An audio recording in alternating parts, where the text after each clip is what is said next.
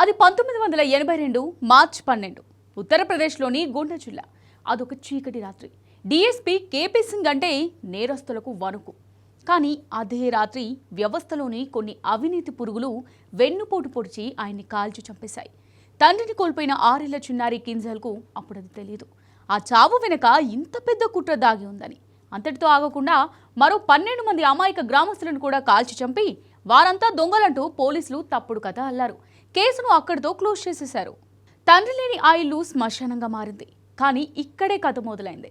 అసలైన heroine Kinzhal తల్లి వివాదేవి తన భర్తను చంపింది పోలీసులేనని ఆమె అలుపెరగని పోరాటం మొదలుపెట్టారు.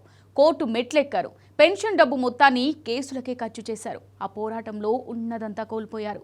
చివరికి క్యాన్సర్తో ప్రాణం పోయే ముందు తన కూతురికి చెప్పిన మాట ఒక్కటే, నాన్న పేరుపై పడ్డ ఈ మచ్చను తుడిచేయి తల్లి. ఆ మాట కింజాల్ గుండెల్లో మంటలా రగిలింది. అమ్మకిచ్చిన ఆ మాట కింజాల్ సింగ్ను మార్చేసింది. కింజాల్, ఆమె చెల్లెలు ప్రాంజాల్ ఢిల్లీలో సివిల్స్ కోచింగ్ తీసుకుంటూనే ప్రతి కోర్టు వాయిదాకు రాత్రికి రాత్రే లక్నోకు ప్రయాణించేవారు. పగలు క్లాసులు, రాత్రి కోర్టు గదులు. వారి కష్టానికి ప్రతిఫలం దక్కింది. 2008లో కింజాల్ ఐఏఎస్ అధికారినిగా, ప్రాంజల్ ఐఆర్ఎస్ అధికారినిగా ఎంపికయ్యారు. ఇది కేవలం విజయం కాదు, ఒక వ్యవస్థనే కదిలించగలిగే పట్టుదల. చూడండి కాలం ఎంత విచిత్రమో. ఏ గోండా జిల్లాలో అయితే తన తండ్రిని హతమార్చారో అదే జిల్లాకు కింజాల్ కలెక్టర్గా అడుగుపెట్టారు. వెయిటింగ్ ఫైళ్లను దుమ్ము దులిపారు. ఒక ఐఏఎస్ అధికారినిగా సాక్షులకు భరోసా ఇచ్చారు. నిజాన్ని వెలికి తీశారు. 32 ఏళ్ల సుదీర్ఘ పోరాటం తర్వాత 2014లో కోర్టు సంచలన తీర్పునిచ్చింది. 3 పోలీసులకు ఉరిశిక్ష, 5గురికి జీవిత ఖైదు విధించింది. ఇది అన్యాయం మీద ఒక కూతురు సాధించిన విజయం.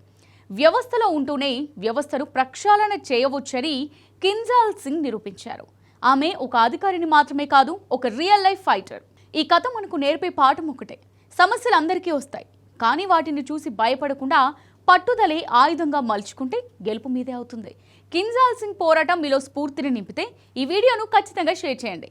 మరిన్ని ఇలాంటి పవర్ఫుల్ స్టోరీల కోసం ఫాలో అవ్వండి.